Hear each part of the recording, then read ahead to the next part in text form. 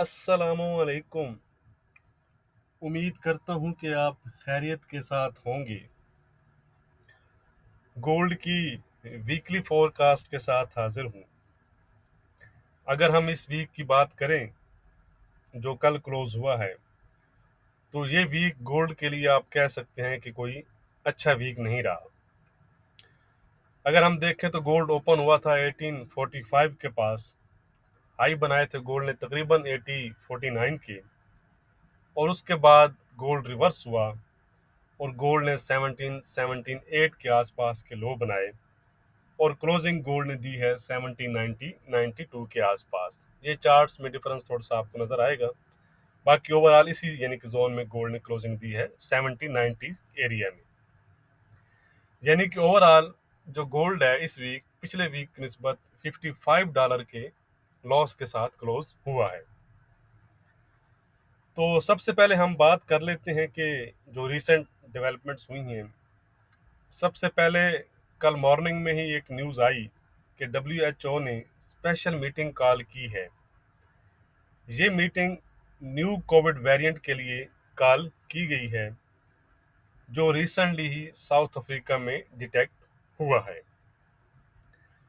इस न्यूज़ के बाद हमें मार्केट में हर चीज़ सेल होती नज़र आई ज़्यादातर। यानी कि अगर आप देखें जो यूएस की मार्केट्स थी main, US 500, US 100, US 30, crude oil, bitcoin, और ख़ास तौर पर यूएस की 10 ईयर यील्ड्स में भी हमें एक ज़बरदस्त सेलिंग नज़र आई, जो तकरीबन 9.4% के लॉस के साथ क्लोज हुई डेली बेसिस पर। अगर हम देखें तो इनिशियल रिएक्शन के तौर पर हमें गोल्ड में ये चीज़ नज़र आई कि गोल्ड अप साइड पर गया और गोल्ड ने तकरीबन 1815 16 के आसपास के हाई बनाए। लेकिन बाद में आप कह सकते हैं कि वीकली क्लोजिंग, प्रॉफिट टेकिंग और यूएस में हॉलीडे होने की वजह से, चॉपी ट्रेडिंग की वजह से गोल्ड को दोबारा से रिवर्स हुआ गोल्ड, और तकरीबन 1780 के लो बनाकर 1790 के पास क्लोज हुआ। अगर हम देखें तो कल टोटली जो कोविड का न्यू वेरिएंट है उसका जो फेयर है वो मार्केट पर हावी रहा। अब रिसेंट जो डेवलपमेंट्स हुई उसमें यूरोजोन, यूके, यूएस ने भी साउथ अफ्रीका के जो उसके रिलेटेड कंट्रीज हैं उन पर तकरीबन ट्रैवल बैन यानी कि लगाया है। 8 कंट्रीज के आसपास वो बनती हैं।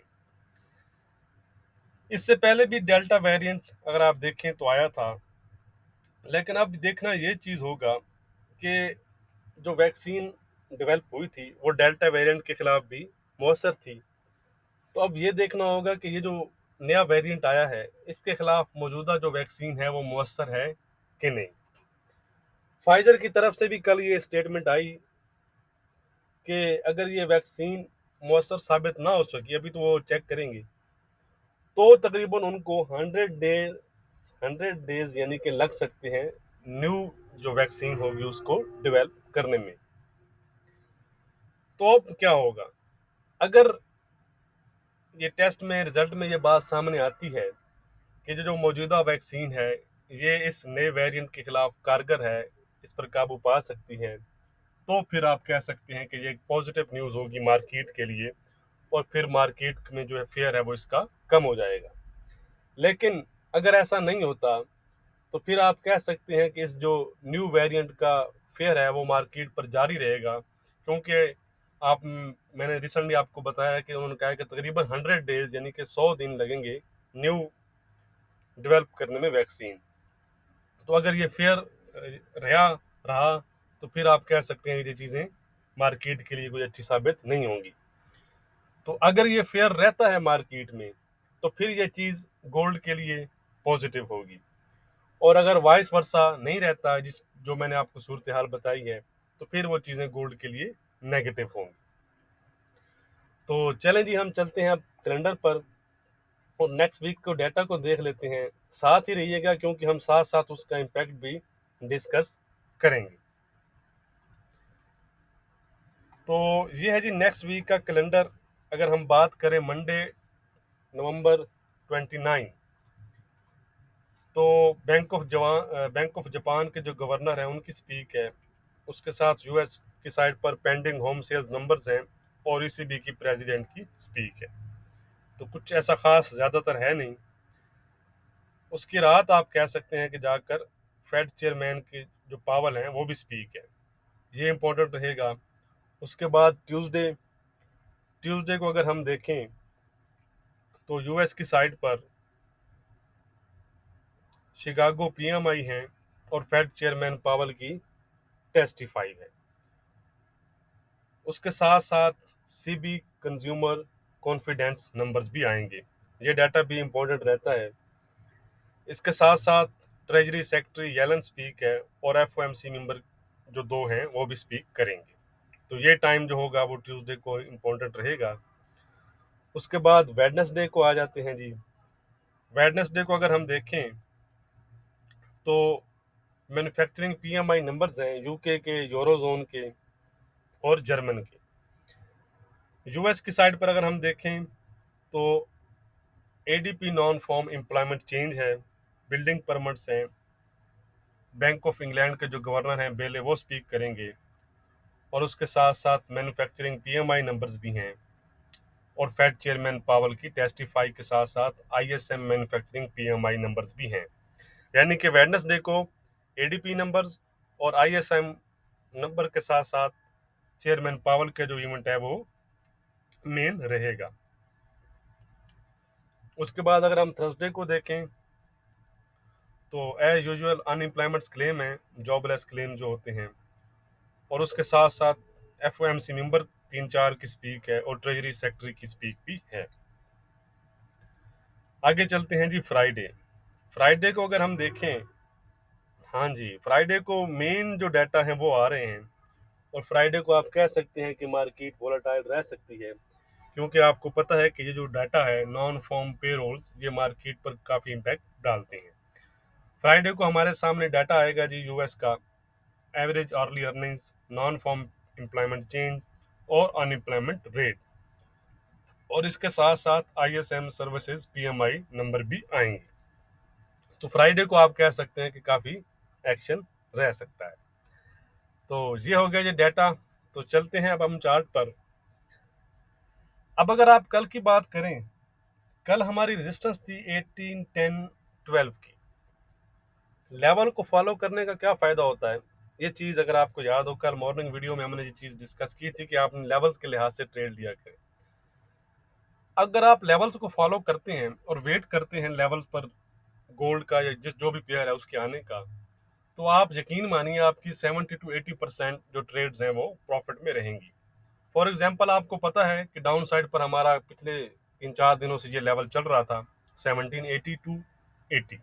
आप देख सकते हैं यहाँ पर उसने आपको दिया रिवार्ड, यहाँ पर दिया, फिर यहाँ पर दिया कल भी।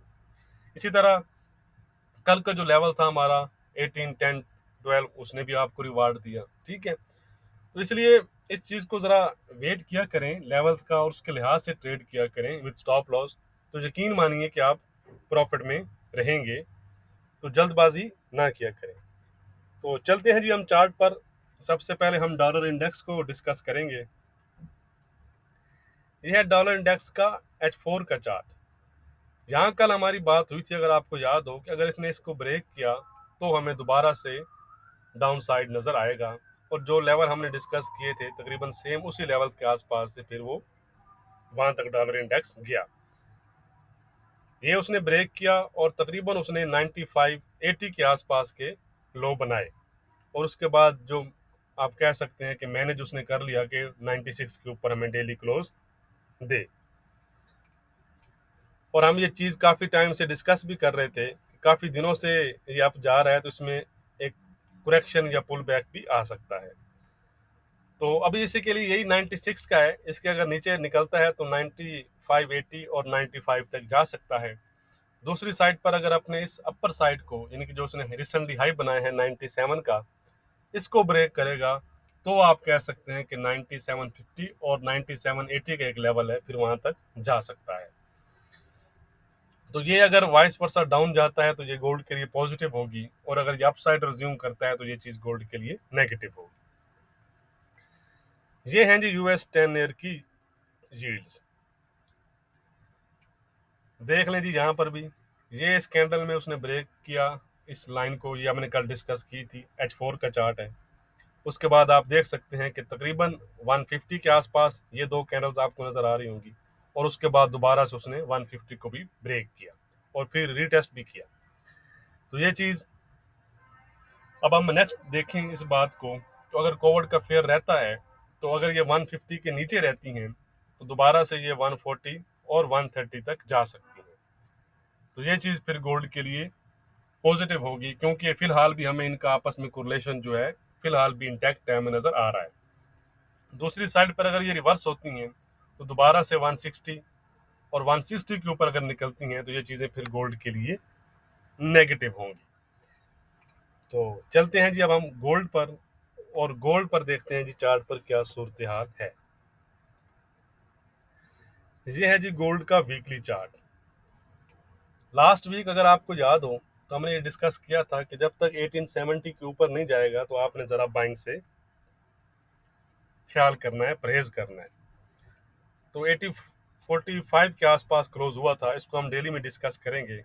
इसको देखने का मकसद सिर्फ ये है कि दोबारा से अगर आप देखें तो इसने ये जिस लाइन का ब्रेकआउट किया था दोबारा से उसका ब्रेक इन भी कर चुका है। और फिलहाल अगर हम वीकली में देखें तो फिलहाल आप कह सकते हैं कि वीकली में इसकी जो सूरत हाल है वो नेगेटिव है। एक और चीज अगर हम यहाँ पर देखें, चलें डेली चार्ट पर ही चलते हैं, इसको हम जरा डिटेल से डिस्कस करेंगे डेली चार्ट को। ठीक है जी, ये हमारी ट्रेंड लाइंस हैं, ये मैं पहले आपको शो करवा दूं। ठीक है जी, ये जिस तरह हमने ये पहले भी हम डिस्कस कर चुके हैं। ये लें जी, लास्ट वीक अगर आपको याद हो तो हमारी ये बात हुई थी कि जब जब गोल्ड 1850 के नीचे क्लोज हुआ है तो हमें इसके लो लेवल नजर आए हैं। ये मैंने आपको चार्ट पर भी दिखाया था, अगर आपको याद हो ये चीज मैंने दिखाई थी। यहाँ पर देखें, यहाँ पर देखें, और उसके बाद यहाँ पर देखें कि जब जब वो 1850 के नीचे क्लोज हुआ तो वो फिर डाउन साइड पर गया। अब अगर हम यहाँ पर देखें तो उसके बाद उसने बड़ी लंबी कैंडल में अपने किस लेवल का टेस्ट रहता था, लेकिन इसको टेस्ट करने आना था उसने, लेकिन टेस्ट के साथ साथ उसने इसका दोबारा से आप कह सकते हैं कि ब्रेकआउट के बाद ब्रेक इन कर दिया, अपने इस लेवल का भी और इस रेजिस्टेंस लाइन का भी। ठीक हो गया जी, और तकरीबन जो एरिया हमारा था 1780 के आसपास वहां तक गया। अब जैसा कि कल हमारी बात हुई, अगर आपको याद हो कि यहाँ से लेकर 1877 से लेकर 78 से लेकर गोल्ड ने बनाए हैं लो 1778 के, यानी कि तकरीबन $100 डाउन हुआ। तो उसके बाद हमारी ये बात हो रही थी कि अब गोल्ड में कुछ करेक्शन आनी चाहिए, रिट्रेसमेंट आनी चाहिए। अगर हम 50% भी लगाएं, यानी कि यहाँ से लेकर यहाँ तक का जो 50% भी लगाएं, तो वो हमारा ये वाला एरिया बनता है 1828-30 का। लेकिन उससे पहले गोल्ड के लिए ये हर्डल भी है, ये जो ट्रेंड लाइन पहले सपोर्ट थी अब दोबारा से रेजिस्टेंस लाइन है, यानी कि 1819 के आसपास का ये एरिया है। गोल्ड कल गया, लेकिन तकरीबन उससे पहले ही थोड़ा सा आप कह सकते हैं कि रिजेक्ट हुआ। तो अब अगर गोल्ड अप साइड पर जाता है तो सबसे पहले हर्डल उसके लिए ये वाला लेवल्स है, ये दोबारा से ये जो चीज़ है। ठीक है, लेवल्स को हम आगे जाकर मैं आपको लिखे हुए मेरे पास वो मैं आपको दिखाऊंगा, यानी कि इस रेजिस्टेंस लाइन को ब्रेक करेगा, फिर उसके लिए ये लेवल आएगा। उसके बाद अगर इसके ऊपर निकलता है तो आप कह सकते हैं कि तो वो दोबारा से 1850 और 1870 की तरफ जा सकता है। दूसरी साइड पर ये एक हमने लाइन लगाई थी, यहाँ भी उसने सपोर्ट ली। अगर हम देखें तो पिछले 4 दिन उसने इसी लाइन को सपोर्ट के तौर पर इस्तेमाल किया और इसको ब्रेक नहीं किया। ये तकरीबन एरिया बनता है 1780 टू 80 का। इसके अगर नीचे निकलेगा तो आप कह सकते हैं कि गोल्ड 1770 और उसके नीचे दोबारा से गोल्ड अपने 1750 और उससे लो लेवल्स पर जा सकता है। ये चीज हम डिस्कस करते हैं लेवल्स के लिहाज से ताकि चीजें क्लियर हों। अच्छा, ये हैं जी लेवल्स हमारे। तो सबसे पहले अगर आपको याद हो तो ये लेवल है 1810-12 का, ये बड़ा स्ट्रॉन्ग लेवल है। इसके ऊपर अगर निकलेगा, याद रखिएगा, इस लेवल के ऊपर अगर निकलता है गोल्ड तो हम कह सकते हैं कि गोल्ड पॉजिटिव जोन में चला जाएगा। ठीक है जी, यानी कि फिर गोल्ड आप कह सकते हैं कि 1819 और 1830-32 को जाकर टेस्ट करेगा, अगर इस लेवल के ऊपर निकलेगा तो फिर 1830-32 के ऊपर अगर निकलता है जिस तरह ये, तो फिर हम कह सकते हैं कि दोबारा से हमें अच्छी एक रिकवरी देखने में आ सकती है। 1850, 1860 और 1870-75 का एरिया इंटैक्ट है। ये जो एरिया है ये मंथली रेजिस्टेंस एरिया पे याद रखिएगा। 1865 से 70 का जो एरिया है, ये अगर आप मंथली चार्ट पर जाकर अपर ट्रेंड लाइन लगाएंगे तो वहां पर आपको एक रेजिस्टेंस नजर आएगी वहां पर भी। तो इसके ऊपर अगर निकला, याद रखिएगा 1870 के ऊपर, तो फिर आप कह सकते हैं कि 1900, 1916, 1960 और 2000 तक भी जा सकता है। दूसरी साइड पर अगर हम देखें तो गोल्ड ने तकरीबन 1792, 90 के आसपास क्लोजिंग दी है। इसके नीचे अगर निकलता है तो 1780 का एक एरिया है, बहुत अच्छा एरिया है, काफ़ी दफ़ा हम इस पर डिस्कस कर चुके हैं। 70-80 से नीचे निकलेगा तो हमारा व्यू आप कह सकते हैं कि टोटली जो है वो नेगेटिव हो जाएगा। हमारा व्यू क्या है वो हम एंड पे डिस्कस करेंगे। यानी कि 70-80 के नीचे निकला तो फिर आप कह सकते हैं कि गोल्ड 1779, 70-59, 70-50 और 70-21 तक जा सकता है। ये जो एरिया मैंने आपके साथ मेंशन किए हुए हैं। और अगर इसके नीचे निकला 70-21, 17-17 के नीचे, तो फिर गोल्ड दोबारा से 1680 की तरफ भी जा सकता है। यानी कि हमारा व्यू क्या है वो हम देखते हैं। इसके साथ साथ आप H4 पर भी, ये H4 का लेवल है, H4 पर भी आप इस सपोर्ट लाइन को कर सकते हैं। अगर इसने इसको ब्रेक किया, अगर आप देखें तो ये 1783-84 यही जोन बन रहा है 80 के 84 के दरमियान का। इसको अगर ब्रेक करेगा तो दोबारा से चीज़ें फिर इसके लिए वर्स हो जाएंगी और डाउन साइड के हमें लेवल नज़र आएंगे। यानी कि कंक्लूड करूं अगर मैं, तो 1780 के नीचे निकलता है गोल्ड, तो गोल्ड टोटली आप कह सकते हैं कि एक वीक जोन में चला जाएगा, जिसके बाद सेलिंग प्रेशर बढ़ सकता है। दूसरी साइड पर गोल्ड अगर 1810-12 के ऊपर निकलता है तो गोल्ड पॉजिटिव जोन में चला जाएगा और फिर गोल्ड 1820 और 30 को जाकर टेस्ट कर सकता है। और 1830 के ऊपर निकलेगा तो आप कह सकते हैं कि टोटली पॉजिटिव जोन में चला जाएगा। तो अब बात रहेगी कि जिस जोन में चल रहा है ये कौन सा जोन है। 1780 टू 1810 यानी कि $30 का जो एरिया है, इसमें आप अपना जो व्यू है वो न्यूट्रल रख सकते हैं कि गोल्ड एक न्यूट्रल जोन में है। ठीक है जी। लेकिन स्लाइटली अभी भी जो हमारा व्यू है गोल्ड पर वो न्यूट्रल टू वीक बेस है। लेकिन जो फंडामेंटल डेवलपमेंट्स हैं वो आप कह सकते हैं कि जो हमने शुरू में डिस्कस की हैं, अगर वो गोल्ड के हक में जाती हैं तो गोल्ड हमें हायर साइड पर जाता नज़र आ सकता है। अगर उसका फेयर नहीं रहता मार्केट में तो गोल्ड जो ऑलरेडी वीक जोन में है वो फिर वो मजीद आप कह सकते हैं कि वीक जा सकता है। क्यों? ये जो कोविड रिलेटेड चीज़ें होती हैं ये मॉनेटरी पॉलिसी पर इफेक्ट करती हैं, क्योंकि फेड हमें रिसेंटली बहुत हाकिश नज़र आ रहा है और हम दिसंबर मीटिंग के भी करीब हैं। तो अगर इस वेरिएंट की वजह से वो फिर अपनी पॉलिसी होल्ड करते हैं तो ये चीज़ गोल्ड के लिए पॉजिटिव होगी। लेकिन दूसरी साइड पर अगर वो ये फेयर कम हो जाता है, वैक्सीन मौसर होती है, तो वो फिर उसी हाकिश टोन के साथ जाएंगे, टेपरिंग को स्पीड अप करेंगे, तो ये चीज़ें फिर गोल्ड के लिए नेगेटिव होंगी। ठीक हो गया जी। तो अब हम अपनी रेजिस्टेंस और सपोर्ट देख लेते हैं। याद रहे कि इस वीक भी जो हमारी सपोर्ट थी लास्ट वीक वो 1780 की थी और आप देख सकते हैं कि उसने गोल्ड को होल्ड किया है। इस वीक जो हमारी रेजिस्टेंस रहेगी गोल्ड में वो रहेगी 1870 की। अगर गोल्ड 1870 के ऊपर निकलता है तो गोल्ड फिर 1900, 1960 और 1950 तक जा सकता है। दूसरी साइड पर जो हमारी सपोर्ट रहेगी गोल्ड में वो रहेगी इस दफ़ा 1740 का एरिया। अगर गोल्ड 1740 के नीचे निकलता है तो गोल्ड दोबारा 1720, 1700 और 1680 तक जा सकता है। बाकी वीडियो पसंद आए तो लाइक और शेयर करना मत भूलिएगा। डिस्क्रिप्शन ज़रूर चेक कर लें, उसमें आपको कुछ लिंक मिल जाएंगे। शुक्रिया।